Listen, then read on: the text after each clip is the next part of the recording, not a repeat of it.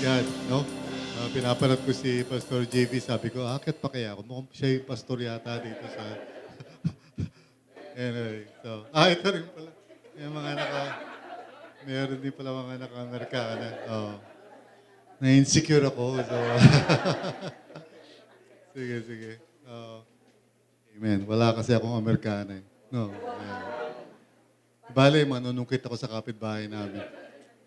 Well, magandang umaga po sa inyo lahat. Good morning. Amen. At siyempre sa mga kasama natin online, yung binabanggit ni PGV na Real Life TV, tulungan niyo ako ma-encourage natin ang mga tao na nanonood sa online, lalo na mga taga-RLCC sa iba't ibang mga bansa. Kasi ang isa sa mga challenge ngayon, kanya-kanya silang panood sa iba't ibang lugar.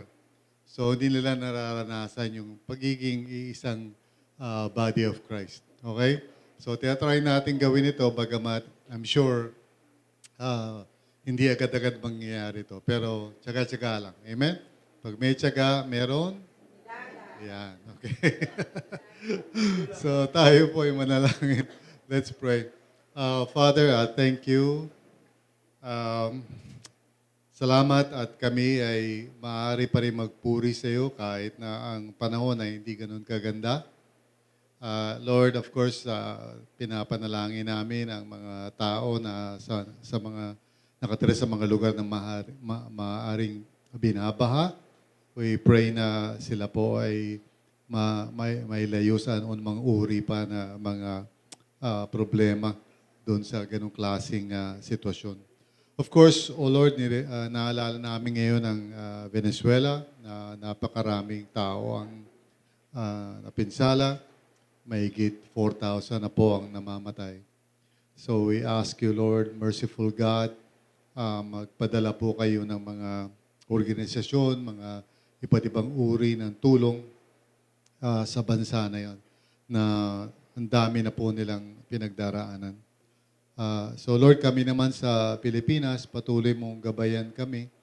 Meron din kaming mga sariling mga pagsubok, lalo na sa aming gobyerno, mga pamamaraan. So Lord, kami ay concerned bilang mga mananampalataya na maging mas maayos na at mas mabuti na ang kalagayan ng bansa na ito. Mahal namin ang Pilipinas at hindi namin, Lord, kagustuhan na magkaroon ng kaguluhan o anumang mga bagay na hindi nakakatulong sa mga mamamayan. Maraming salamat, Panginoon, sa pangalan ni Jesus. Amen. Amen. Purihin ang Panginoon. So, ayaw gumana ng aking ano. Okay. One more time. Yan. Thank you. Yan. Isa sa mga parang naging bagong pananalita ng mga tao ngayon, itong fake news. Okay? Pamilyar siguro bawat isa sa atin dyan.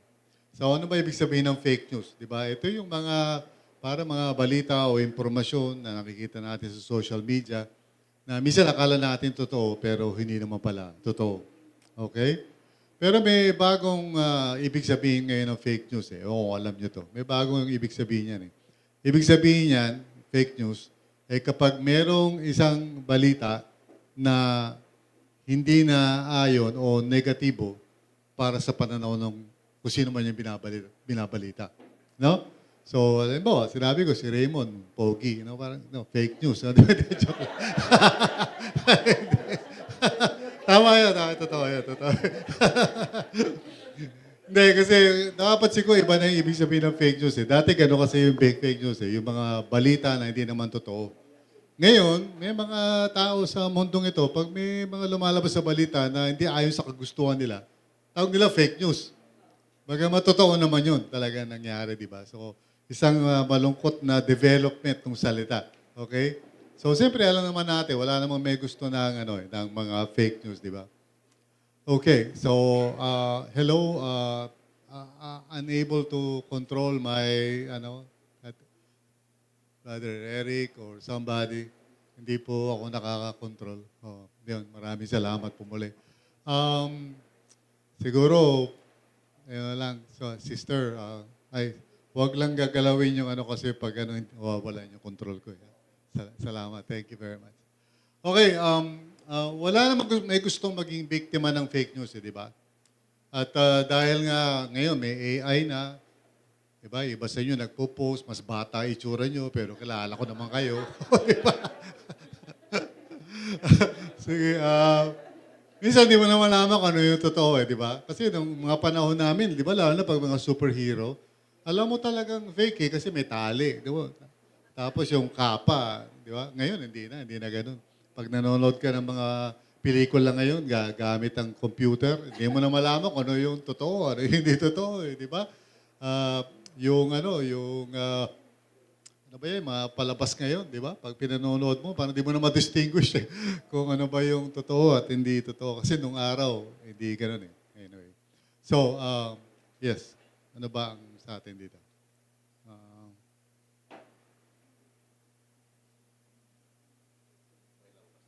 Okay, sige.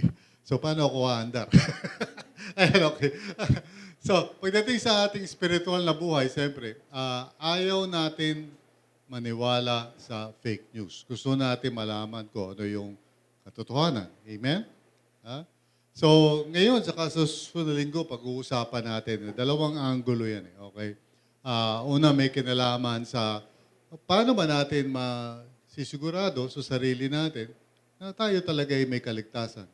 That we are in fact experiencing yung tunay na buhay kay Kristo.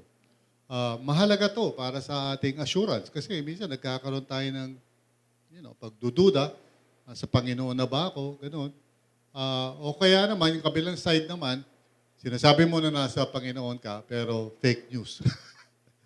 Hindi talaga totoo. So, pareho natin titingnan yon. Okay, next slide please. Okay. So, nung panahon ni John kasi, Apostle John, meron siyang mga ginagabayan ng mga churches doon sa lugar na Ephesus, okay? Tapos merong mga false teachers o mga, hidwaang mga propeta na nanggugulo. So basically, sinasabi nila na sila yung talagang may kaligtasan. Tapos yung mga tao doon sa mga churches ni John, sila yung hindi ligtas. So si John, nababahala doon sa ganong klaseng bagay kasi yung mga tao naguguluhan. Kakaroon sila ng feeling na naku-question nila yung sarili nila. So, sinulat ni John yung first John, okay? At ganoon din naman yung second and third. Pero, kaya siya sumulat kasi gusto niya patatagin yung mga mananampalataya sa Ephesus, yung mga tao na sumusunod pa sa kanya bilang pastor nila, bishop, okay? Si John. So, si John yung kinikilala nilang leader, pero merong ibang mga tao na pumapasok doon sa eksena at ginugulo ang kanilang mga isipan. Parang katulad din ngayon, di ba? Sa sa konteksto ng RLCC, siyempre, malay ko ba kung sino kinakausap nyo? Pag nandun na kayo sa inyong mga bahay, kung may mga kumakatok dyan na pogi, na nakaputi, na may, di ba? Di ko alam okay? O may mga kumakatok sa gate nyo na babae na nakapayong, magandang umaga po. Meron lang po kami isang babasahin. So, ikaw naman, tatanggap ka naman. Di ba? Kasi iniisip mo, tukol kay Lord yun, di ba? Hindi mo alam na kulto yun. Okay? At siyempre sa online, lalong-lalo na, minsan, lalo na may mga lumalabas sa Facebook na, libreng Bible study. So, click ka naman, di ba? Kulto na naman, ayan na naman, di ba? So, hindi ko talaga alam kung ano ano nangyayari sa bawat isa sa inyo. So, si John, si Apostle John, ganun ang kanyang sitwasyon kasi wala naman siya sa lahat ng lugar, may mga tao nang gugulo. Okay? Kinu-question yung kanilang kaligtasan. So, maraming fake news na lumalabas. So, si John, pagkatapos niyang isulat yung Gospel of John, okay, at least yung unang version nun, kasi eventually, nung namatay na si John, yung mga followers niya, inedit, kinumpile para isama lahat yung kanya mga tinuturo. Kaya yun yung Gospel of John natin ngayon. Okay? So anyway, so yung first John, sinulat niya yan para sa ganoon, yung mga tao ma-encourage. Di ba? Sino sa inyo kailangan natin ng encouragement? Ba? Minsan kasi, di ba, thank you very much. Okay. So hindi kita tatawagin sa Kristan kasi hindi naman tubig ang binigay mo. Sige po. Okay. So, si John nagsulat nitong first John. At dito, kanyang gustong bigyan ng pansin, una sa lahat, and then next week, pag-uusapan natin yung susunod niyang sasabihin. Dito pinakita niya yung tatlong katibayan, okay? Na talagang ang isang tao ay merong tunay na buhay kay Kristo Jesus, no? Ah, upang sa ganun hindi sila matinag, okay? Itong mga itong mga binabanggit niya rito sa pag-aaralan natin ngayon. Hindi ito parang mga bagay na parang sariling sikap. Ito yung mga bagay na lumalabas kontra sa lohikal o logical na pag-iisip na palatandaan ng grace of God. So, paliwanag ko. Ibig sabihin, itong mga pag-aaralan natin, hindi itong mga bagay na, okay, ginagawa ni ganito, ginagawa ni ganyan, di ba? Kundi ito yung mga bagay na masasabi nating ebidensya o proof na ang biyaya ng Diyos ay kumikilo sa buhay ng isang tao. Kasi walang ibang paliwanag yan. Gets nyo? Ibig sabihin, hindi siya logical na paliwanag. No? Sa totoo nga lang, pag binasa mo siya, parang baliktad pa nga. Pero, yun ang katibayan. Okay? Yun ang katibayan. So, today, pag-uusapan natin yan. No? Kasi minsan may mga pagdududa tayo sa sarili natin. No? Iba-iba ang dahilan. Pero number one na dahilan ay kadalasan kasi sinusukat natin yung ating kaligtasan based sa ating performance.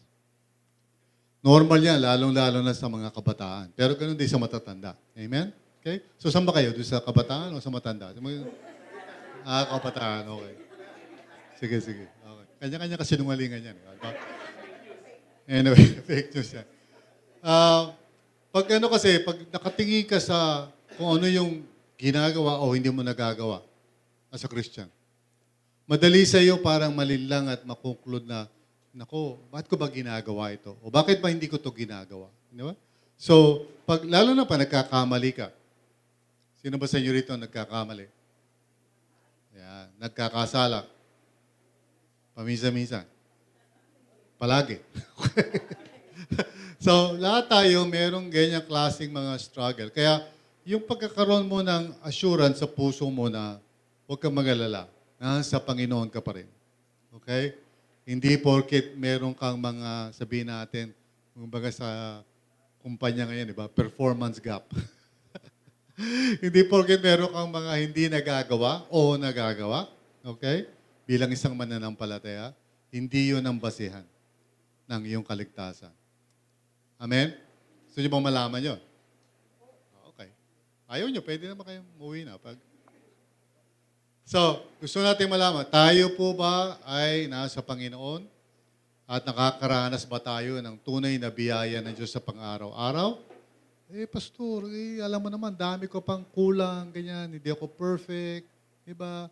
Lord, alam ni Lord yan, yung mga kahinaan ko, diba? Yung mga temptation sa buhay ko, yung mga hindi ako consistent. Minsan, nag-quiet time ako, tapos nag-quiet na talaga, tuloy-tuloy na.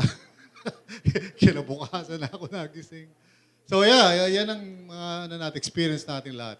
Okay? So 1 John chapter 1 verse 5 hanggang chapter 2 verse 2. Now, siguro baka nagtatanong kayo, Pastor, bakit tayo lumalakpas ng chapter 2? Kasi po yung mga chapter sa Bible, hindi naman yan kasama sa original. Okay? Hindi po yan original.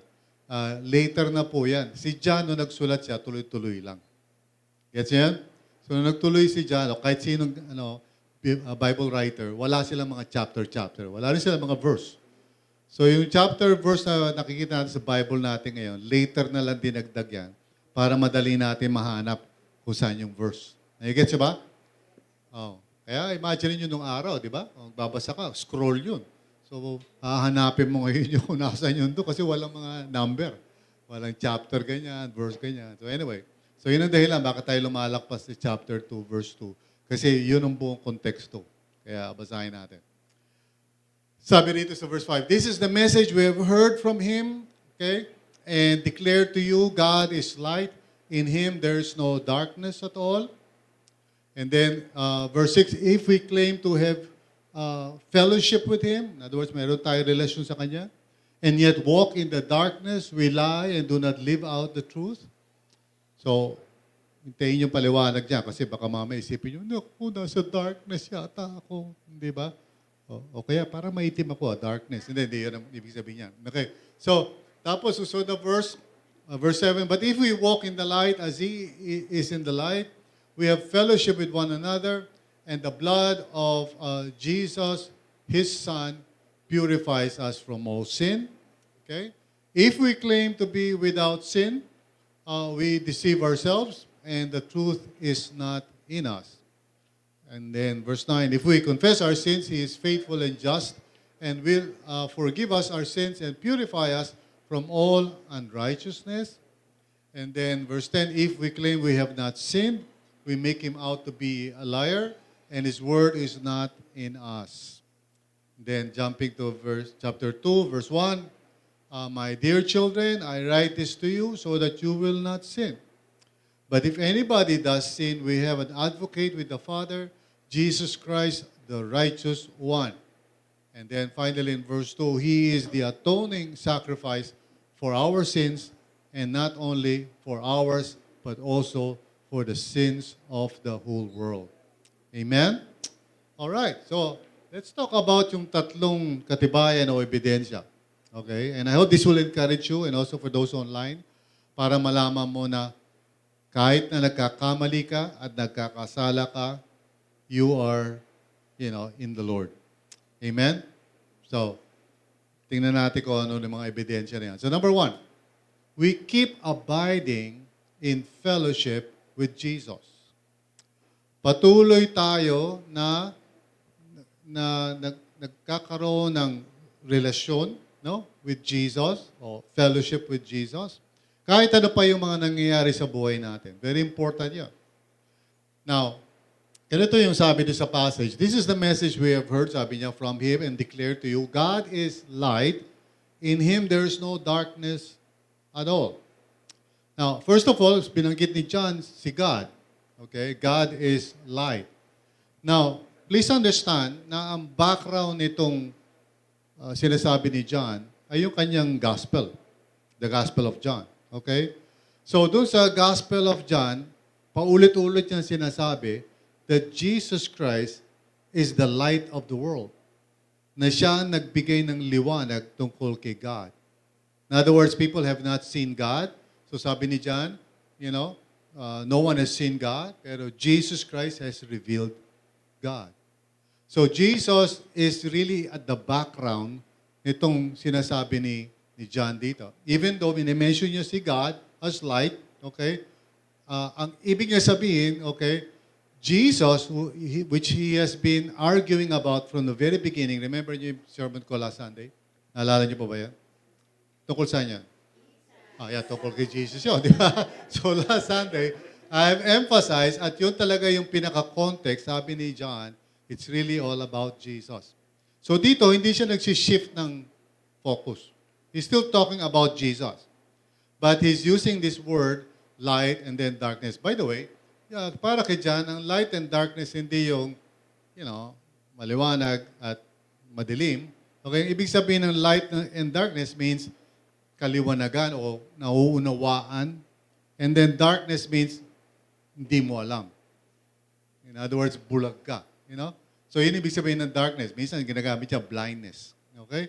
So si John mahilig sa mga salitang ganyan, contrast. Okay? Pero he means more than just what normally yung word might mean.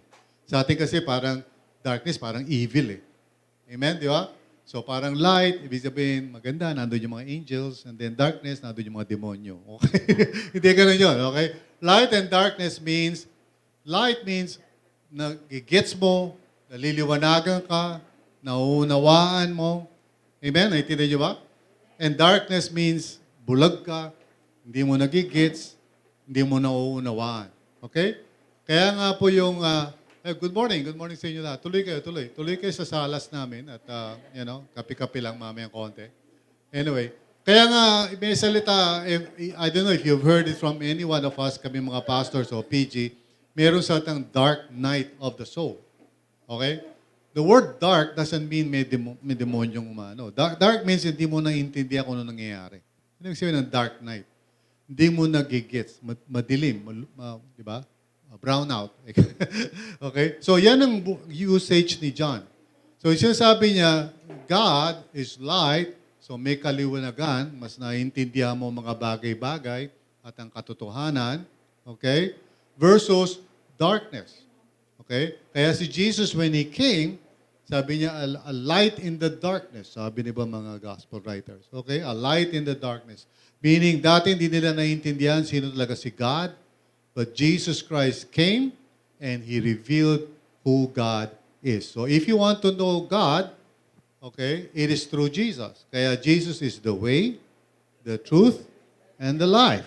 Okay? So Jesus is how anybody, anyone, sa kahit sang mundo ka pa, okay, can know the true God.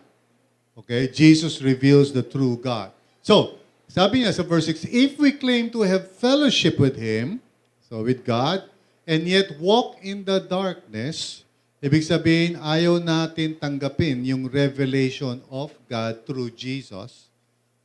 Okay? Nire-reject natin si Jesus.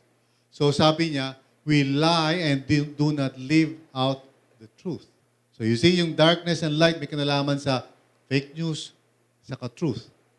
So he's saying na kapag hindi mo tinatanggap si Jesus, yung revelation of God through Jesus, nandun ka pa rin sa kadiliman. Hindi mo pa rin alam ang katotohanan. Are you with me? Wala pa rin sa iyo ang katotohanan. Right? So yun ang sinasabi ni John. Sabi niya, we lie, sisinungaling tayo, and do not live out the truth. Okay? And sabi niya, but if we walk in the light, ibig sabihin, tayo ay lumalakad ng merong relasyon kay Jesus. Okay? In the light. As He is in the light. So habang tayo ay merong relationship with the Lord, Jesus, meron tayong kaliwanagan kung ano ang mga bagay-bagay. Sa modernong panahon natin, minsan tawag nila dyan worldview. Okay? Sabihin nyo nga pa, worldview. Ang ibig sabihin lang ng worldview, pananaw mo o pagkaalam mo. Okay? Ano yung worldview mo about God? Ang pinaka-importanting bagay na kailangan alam mo ay sino ba si God? Kasi kung ang pagkakilala mo si God ay isang statwa, nasa darkness ka. Kung tingin mo maraming God, lahat, pati bulaklak God, nasa darkness ka. Okay? Pag ikaw ay sumasamba sa, Diyos-Diyosan, you are in darkness. When you are following Jesus and putting your trust kay Jesus, you are in the light. Amen? Nagigets nyo ba yan? Sasabihin sa katabi mo, ganun naman pala. Dali lang palang unawain yung first John na yan. Okay? So, we have fellowship with one another. So in other words, kapag ikaw ay na kay Jesus, magkakasama tayo rito, we are all following Jesus. Okay? Tayo ay may fellowship sa isa't isa. Hindi yung ibig sabihin nagkakapi tayo. Okay? Ibig sabihin ng we have fellowship sa isa't isa, meron tayong bonding. Merong nag-iisa sa atin. Merong nagbubuklod sa atin bilang one church. And that is Jesus. Amen? So, ibig sabihin yan, kahit nasaan ka pa sa paglalakbay mo, iba-iba kasi tayo ng journey. Gets nyo ba yun? Merong ilan sa atin dito, matagal nang, lumalakad sa Panginoon. Meron naman mga bago pa. Pero lahat tayo nakatungo kay Jesus. So, that's why hindi tayo dapat nag-judge sa isa't isa. No? Hindi natin dapat minamaliit ang sino man sa atin. Di ba? Kung baguhan ka, basta papunta ka kay Jesus, okay pa rin yun. Kahit na, Pastor, marami pa akong di naiintindihan, okay lang. Saan ka pa pumunta? Kay Jesus. O, di okay na rin yun. Di ba? Amen? Basta papunta lang tayo sa isang direksyon. Are you with me? Okay? Kumbaga, kung tayo ay pupunta sa isang lugar dito sa Pilipinas, pupunta tayo ng Baguio, pupunta tayo ng, Calatagan, Basta pupunta tayo doon. Basta pa nag-text ako, Ferdy, nasa ka na? Di pa ako sa Calambay. Pero pupunta ka ba ng Calatagan? Opo, mamaya. O, di papunta ka pa rin sa Calatagan? Are you with me? So bilang mga mananampalataya, yun na nagbabind together sa atin. And then sabi niya, habang tayo ay merong relationship with the Lord, sabi niya, the blood of Jesus, His Son, purifies, present tense. Ibig sabihin, patuloy tayo nililinis ng Panginoon together. Hallelujah. Okay? So, yung katotohanan ng ating kaligtasan ay walang kinalaman sa kung ikaw ba ay mabait na. Okay? Sino mga katabi mo? So, mukha ka ba mabait? Tingin ko hindi. Okay, ha? Now, lahat naman tayo rito. May kanya-kanya tayong mga pinagdaraanan sa buhay. Siguro nakakahiya lang sabihin sa katabi mo kung ano yung mga in-struggle mo. Amen? So, sige, tingnan mo ulit yung katabi mo. Pero yung kilay lang. Pag ganyan mo na yung kilay mo. So, ibig sabihin, alam niya na may struggle ka. Okay? Lahat tayo may struggle. Amen. Taas ako may lahat ng may struggle. Okay. Kasi pag sinabi mo wala kang struggle, mamaya babanggitin kita. Okay. So, and the blood of Jesus, His Son, purifies us from all sin. Okay? Minsan kasi naghahanap tayo lagi ng mga ibang klase mga palatandaan, no? Bilang ebidensya that God is present in our lives. Now, maaring yung talagang mga miracle yan, di ba? Signs and wonders. May mga tao, gusto nila pumupunta sa iba't ibang lugar para maranasan nila yung kung ano man yung himala o di ba, kakaibang karanasan. Na? O kaya minsan sa church, medyo nagkakaroon ng judgment ng mga tao. Depende sa yung mga spiritual gifts nila. Di ba? So pag nag-i-speaking in tongues yung katabi mo, parang, hindi ko kaya yun. Di ba? So minsan we look at the external. Titingnan natin yung mga panlabas na palatandaan. Pero, totoo yun. Minsan may mga ganung mga bagay na nangyayari sa buhay ng isang Kristiyano. Pero hindi yun kasi ang basihan eh. Thank you, Lord, sa mga miracles. Amen? Thank you, Lord, sa mga manifestation ng spiritual gifts. I thank God kung iba sa inyo rito nag-i-speaking in tongues. Praise the Lord. Iba sa inyo, Bisaya lang kaya nyo. So, okay pa rin yun. Di ba? But these are these things na nakikita sa palabas, but hindi naman lagi nangyayari yan. And minsan ka, fake pa yan eh. Okay? Naalala ko, one time, merong isang tao, talaga naman, pala yung tongues niyang gano'n, no? Pero malaman-laman ko, iba pala ang ginagawa sa buhay niya. Ha? Kasi minsan, na-fake news yung mga ganyan eh. Di ba? Hindi totoo yan eh. So, ang proof talaga, okay, that we have realized is our daily walk with Jesus together with others. Yung ating relasyon sa Kanya. Which minsan, okay, minsan hindi okay. Amen? Taas sa kamay dito na ang buhay mo sa Panginoon, minsan okay, minsan hindi okay. O, di ba? Hindi ka naman laging consistent na nagpe-pray. Hindi ka naman laging consistently nagbabasa ng Bible. Amen? Iba sa inyo siguro, baka once a week lang, o kaya once every 2 weeks. No? Nagpa-quiet time ka, okay, once a month. Iba sa inyo, siguro 3 months ago, ang huling-huling prayer nyo. Ewan ko. Depende. May kanya-kanya tayong ano. Pero, alam mo, doon ka pa rin bumabalik eh. Alam mo pala, tandaan talaga that you belong to the Lord. Kahit ano pa yung mangyari, bumabalik ka pa rin kay Lord. Alam niyo ako, na-discover sarili ko, ewan ko kung dahil sa katandaan ko na to, pero realize ko na talagang mas prefer ko yung bahay namin. Mas prefer ko yung nandun lang ako sa bahay. Okay, homebody. Minsan iniimbitahan ako sa ibang lugar, sinasabi, Pastor, dito ka na lang matulog, bigyan ka namin ng room, no? Para ganyan, para hindi ka na mag-travel kinabukasan. Lagi ko sinasabi, hindi, sa bahay na lang ako. Kahit pag sa Sabat ako, may mga kilala ko tulad ni PG na gusto niya, lumalabas pa siya para mag-Sabat. Kasi yun ang style niya. Ako, bahay lang ako. Gusto ko lang sa bahay. No? Mas gusto ko nga walang tao eh. Amen? Okay? Yung lahat sila lumabas, naglakwatsa, si J.I., nagpunta na sa basketball, ganyan-ganyan, si JD, sa girlfriend niya, whatever, okay? So, basta ako lang. Si Pico lang ang problema ko eh. Okay? Kasi si Pico makulit. Pero alam mo, kahit na napalayo ako, pumunta ako sa ibang lugar, ibang bansa, ultimately gusto ko lagi babalik ako sa bahay namin. Alam mo paano malalaman na ikaw ay may kaligtasan? Kasi kahit ano pa yung nangyayari, kahit nanghihina ka minsan, kahit na parang nawawala ka sa direksyon, pero babalik at babalik ka pa rin. Namamahay ka pa rin kay Jesus. Amen? So, yan ang katibayan ng kaligtasan eh. Hindi yung mabait na mabait ka eh. Yes, of course, dapat tayong magkaroon ng expectation, no? Wag naman sana na yung Christianity natin puro isip lang. I do believe na ang Christian faith is an experiential faith. So praise God, kung pamisa-misa, kikilos si Lord at magkakaroon ng talagang manifestation of the presence of God. We all love that, praise God. Pero hindi araw-araw. Di ba? So, okay sana yun. Pag gigising ka, magpipray ka, talagang nag-umpisa ka pa lang, Lord, nararamdaman mo, tumataas yung mga balahibo mo. Tapos, oh, Lord. Well, hindi ganun ang karanasan araw-araw. Minsan may mga times nagpipray ka, wala kang nararamdaman. Amen? Tama ba? Praise God. Baka iba sa inyo parang, wala akong nararamdaman. Hindi na ako kay Lord. Hindi totoo yun. Walang kinalaman yung kay Lord. Tandaan niyo sinasabi ko, kung papunta tayo doon kay Jesus, kahit minsan parang mabagal tayo, yung iba mabilis, yung iba medyo nauupo pa. Yung iba parang medyo nag-i-escape po pa sa ibang lugar. Pero babalik at babalik ka pa rin kay Jesus. Ha? Kasi yun, walang paliwanag eh. Bakit babalik ka kay Jesus palagi? Kasi sa Kanya mo lang natatagpuan ang tunay na presensya ng Diyos. Di ba? So, these are wonderful gifts from the Lord, yung mga signs and wonders, yan. Kahit na minsan mga tao, gusto nila mga concert, worship concert. Okay? Yeah, praise God. Pag may worship concert, pero hindi yan ang mga palatandaan that God is present sa buhay mo. Okay? Ang talagang palatandaan yan is yung desire mo palagi na bumalik sa Panginoon. Kahit ano pa yung nangyayari. Kahit minsan nanghihina ka, whatever. So, ito ay biyaya ng Diyos sa atin. No?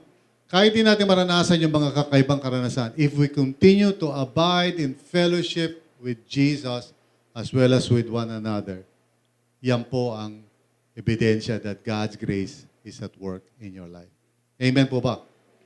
So, minsan, di ka makapunta rito. So, iba, nanonood ngayon sa online kasi nakita nila yung ulan. Oy, ayoko mo basa. So, hindi joke lang. So, online sila. Okay? So, whether online, on-site, dahil patuloy tayong lumalakad sa Panginoon, yan ay biyaya ng Diyos sa atin. Amen? So, sabihin mo sa katabi mo, salamat at kasama kita sa paglalakbay na ito. Yan. Amen? Alright, praise God. So, let us keep following the Lord as one church. Kung sakaling, alam ko, may mga ganyan kasi minsan eh. Minsan merong parang mawawala, matagal na, kasi nagkaroon sila ng pagsubok, nagkamali, nagkasala, na-in love. Okay?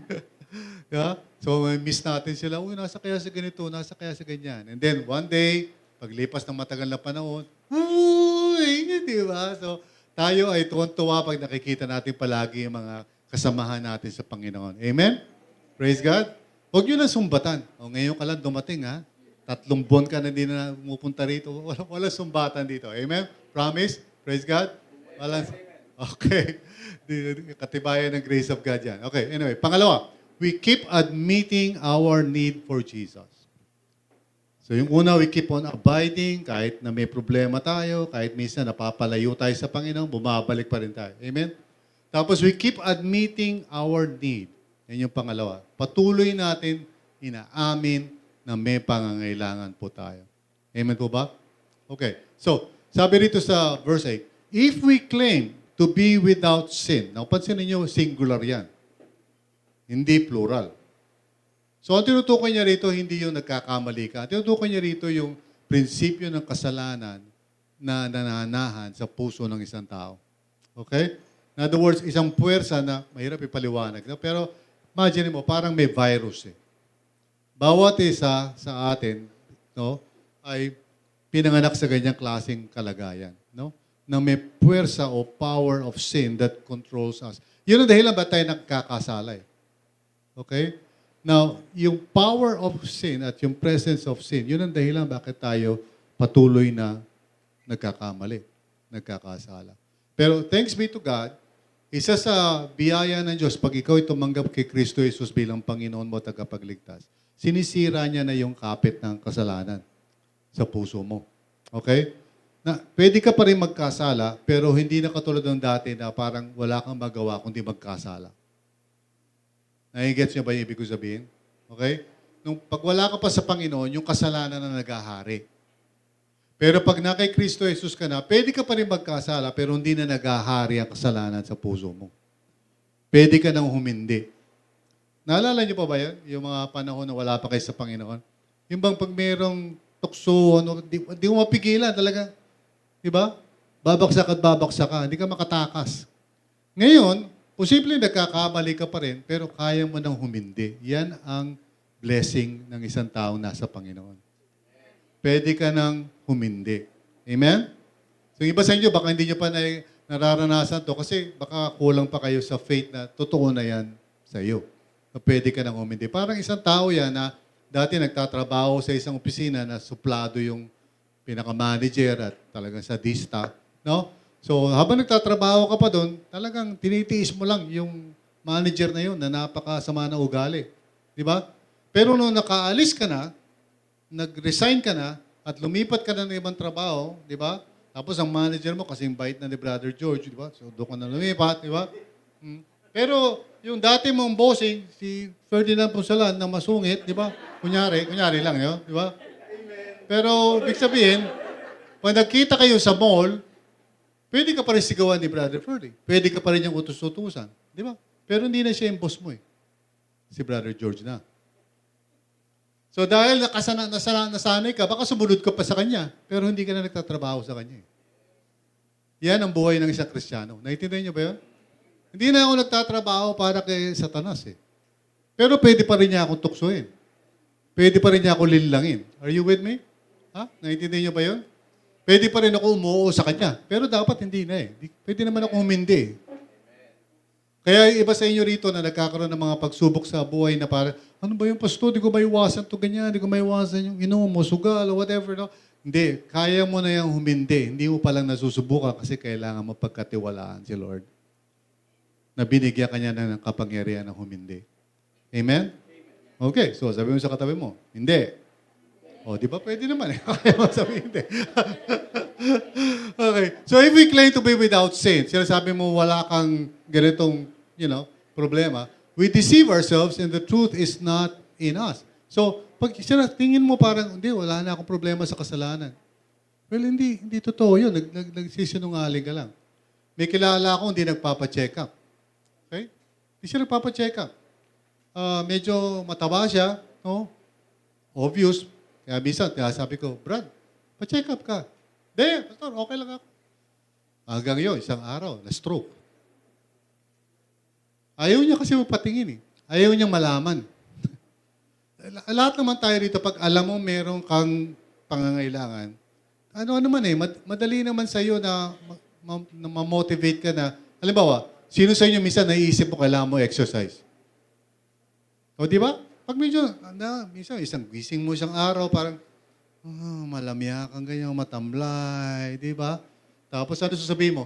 Kailangan ko na mag-exercise, di ba?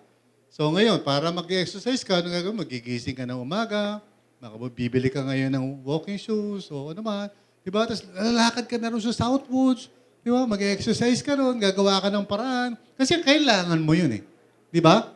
Ngayon, kung hindi mo talaga naiisip na kailangan mo yun, pa-picture ka lang ng pa-picture. May sapatos ka, picture. Pero hindi ka talaga nag-e-exercise. Amen po ba? Pero pag alam mo, need mo yun, bibigyan mo ng pansin yun. So, sabi ni John, if we confess our sins, He is faithful and just and will forgive us our sins and purify us from all unrighteousness. So, paano mo malaman ng isang tao na sa Panginoon? Kasi alam niya na kailangan niya si Lord eh. Alam niya sa araw-araw, kailangan niya ang Panginoon. Isa ka, merong isang mananampalataya, brother, lumapit sa akin, Pastor, nahihirapan ako mag-pray. Ganun ba? Ano ba ang nangyayari pag nagpipray ka? Una-una, hindi ko naiisip. Okay. Tapos pag naisip mo, anong gayagawa mo? Pag nagpipray ako, Lord, tulungan mo ako na wag ako madisgrasya. Amen. So yun lang kanya pinagpipray. Okay? O kaya, sa pagkain, salamat Lord. Sabay, lapang na, di ba? So, yun lang ang kanyang karanasan sa prayer, no? So, minsan natanong ko siya, so, Brad, kailangan mo ba talaga si Lord? Sa bawat minuto, bawat oras, hindi lang pagkain, hindi lang yung biyahe. Kailangan mo ba talaga si Lord? Opo. Hindi mo yata kailangan si Lord eh. Kailangan mo ba talaga si Lord? Opo, Pastor. Fake news yan. Kailangan mo ba talaga si Lord? Ha? Oo. Ba't ka nahihirapan mag-pray? Amen? Kailangan mo talaga si Lord, di ba? Kailangan ko si Lord. Kailangan mo si Lord. Lagi ako nagkakasala. Lagi ako nagkakamali. Di ba? Nagpapacheck up ako sa doktor quarterly. Tapos minsan sasabihan ako ito yung mga test. Pag tinignan ko, tapos dami. Sabi ko doon sa assistant, magkano po yan? Tapos sasabihin yung presyo, parang Dami naman. Mahal-mahal. Wala akong health card eh, no? Dami. Kaya inisip ko, kailangan eh. Diba? Kailangan ko yun eh, kasi kakaedad na ako eh. Amen? So, minsan may mga tao, iutukso ko, Pastor, cheat day naman. Kain tayo na kahit ano, lamon lang. Sige, ikaw na lang. Wala, hindi. Kailangan ko magdisiplina eh, sa pagkain eh. At sabihin mo katabi mo, pakinggan mo si Pastor, pakinggan mo kasi yan ang problema mo, kaya ka na kain eh. Okay? So, sabi sa verse 10, if we claim we have not sinned, we make Him out to be a liar and His word is not in us. So, paano mo malalaman na talagang the grace of God is at work in your life? Alam mo palagi, inaamin mo, ina-admit mo, kailangan ko si Lord. Hindi yung hindi ka nagkakasala. Hindi yun. Actually, ang pruweba talaga, anong ginagawa mo pa nagkakasala ka? Ang katibayan na ikaw ay talagang ligtas, hindi yung hindi ka nagkakasala. Kasi pag yun ang ginawa mong basihan, wala na sa ating ligtas dito. Ang basihan talaga, ano nangyayari pag ikaw ay nagkamali, pag ikaw ay nagkasala. Kasi maraming mga tao, wala silang pakialam kung may kasalanan o hindi. Di ba? Tuloy-tuloy lang. Pero pag ikaw pag nagkakasala ka, naantig yung puso mo at ayaw mo manatili doon sa ganung kalagayan, grace of God yan. Amen? When we do sin, at lahat naman tayo nagkakasala, we sometimes conclude that we may not be saved. But this is actually fake news. Kasi lahat naman ng tao nagkakasala. Kahit na yung pinakamatindi pang Kristyano sa balat ng lupa. Okay?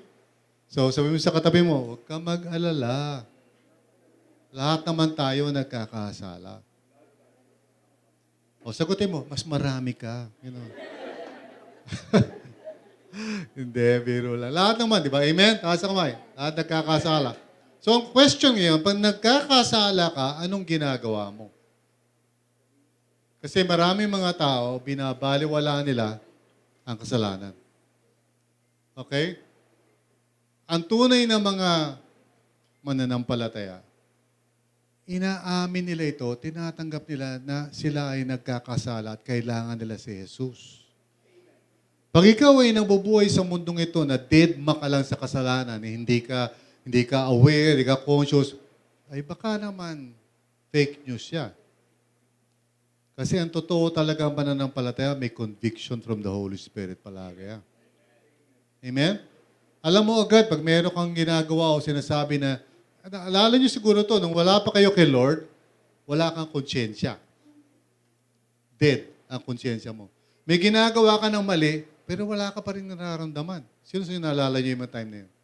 Di ba? Hindi niyo naalala. Hindi, naalala niyo yun, di ba? Nung wala ka pa kay Lord, minsan may ginagawa ka ng mga karumal-dumal, wala pa rin epekto sa iyo. Well, hindi ka na-disturb. Yung nakakatulog ka pa rin na mahimbing. Amen? Oh, masaya ka pa, di ba? Toma-toma ka ganyan, o kaya may gagawin kang sexual sin. Nakakatulog ka naman, himbing pa. Pero nung naki-Lord ka na, iba na. Minsan nga may masabi ka lang na hindi tama.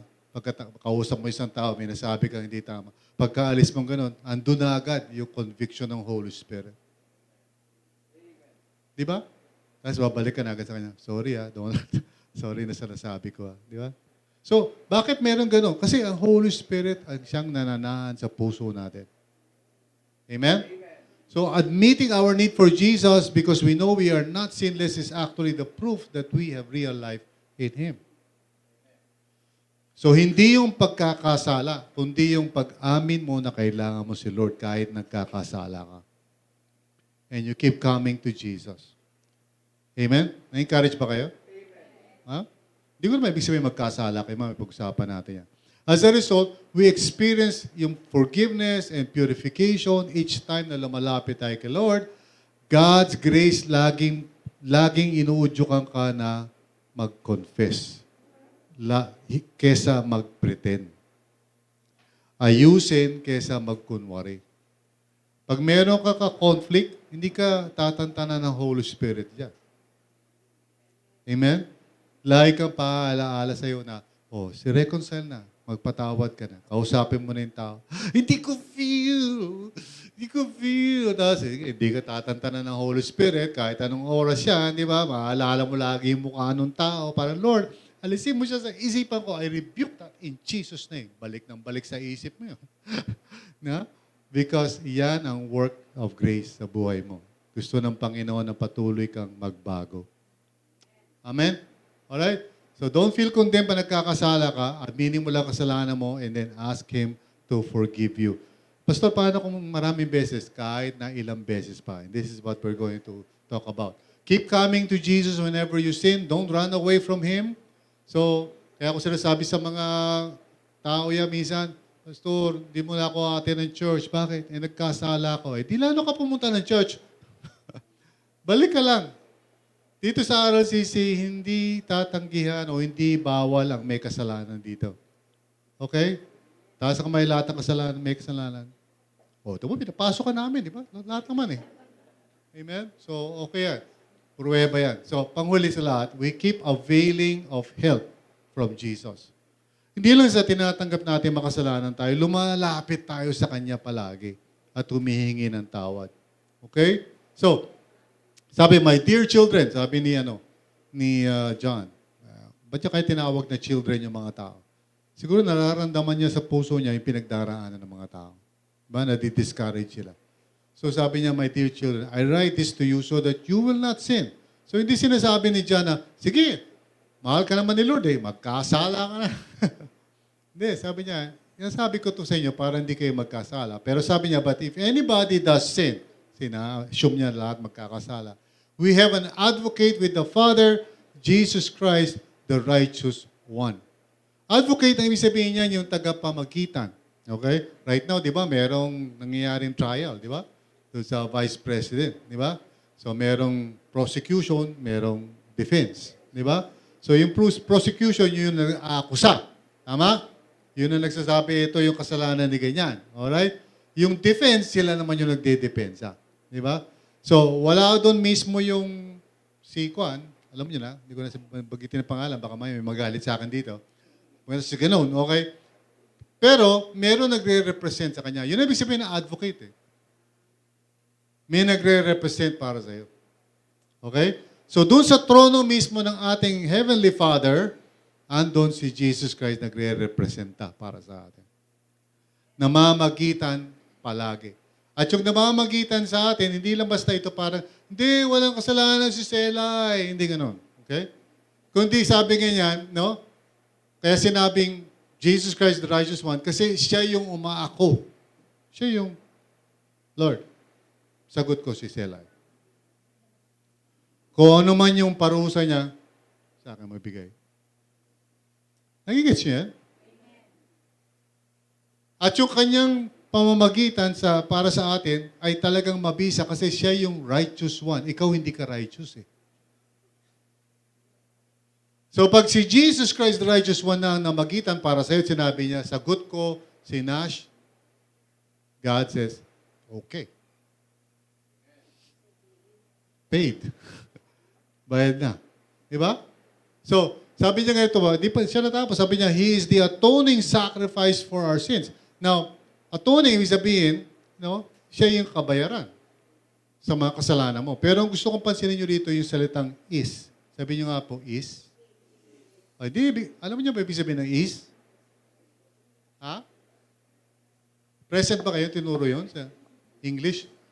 Is means present tense. Di ba nangyari na yun 2,000 years ago? Tagal na nangyari, pinako si Kristo sa krus eh. Tagal na yun. 2,000 taon na yun. Amen? Pero sabi niya, is. Ibig sabihin yan, bagamat yun ay pinagbayaran ni Jesus noon, ngayon, araw-araw, bukas, lahat, forever and ever, laging siya ang kabayaran ng ating mga kasalanan. Di ba?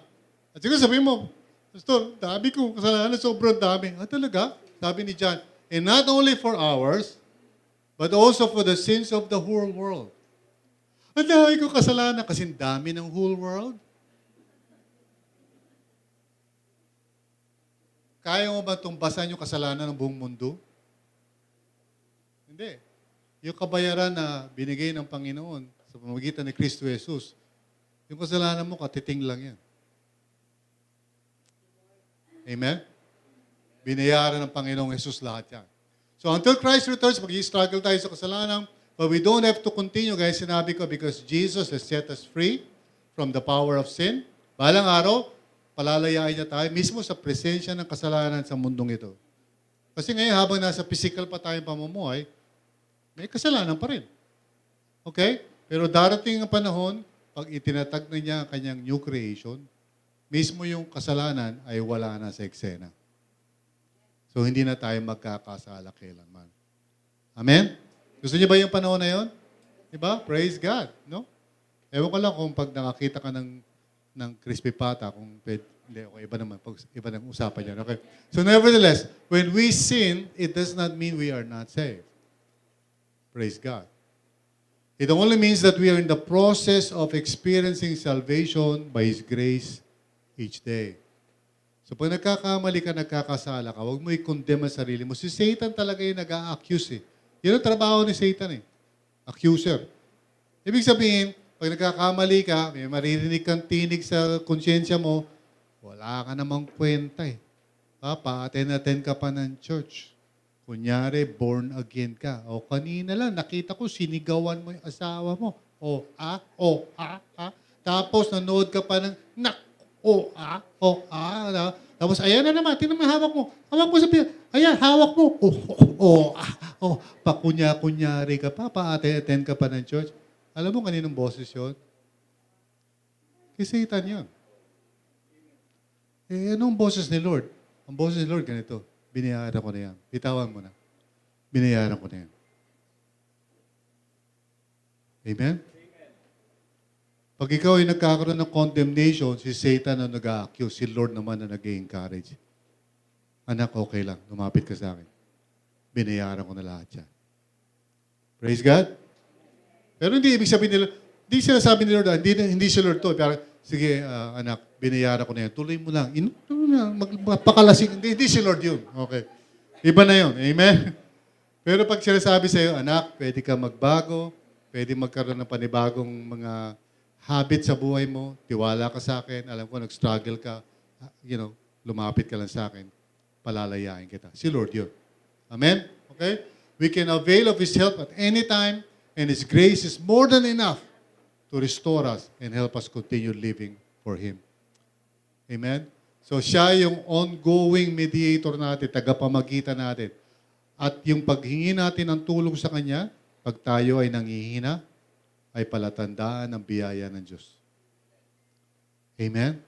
Pag ikaw ay tumatawag pa rin sa Panginoon, bumabalik pa rin kay Lord, kahit na na-t-shirt ka na, nagkamali ka na, nagkasala ka na, bumabalik ka pa rin kay Lord, yan ang katibayan na ikaw ay ligtas at nililigtas ng Diyos.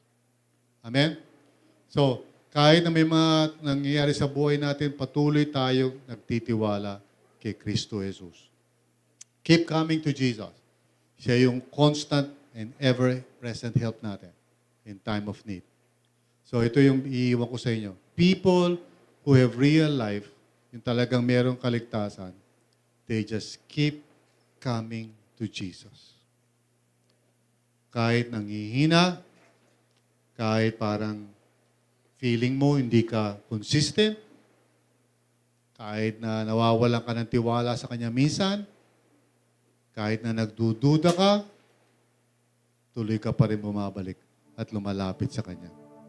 At inaamin mo ang kahinaan mo, inaamin mo na kailangan mo siya.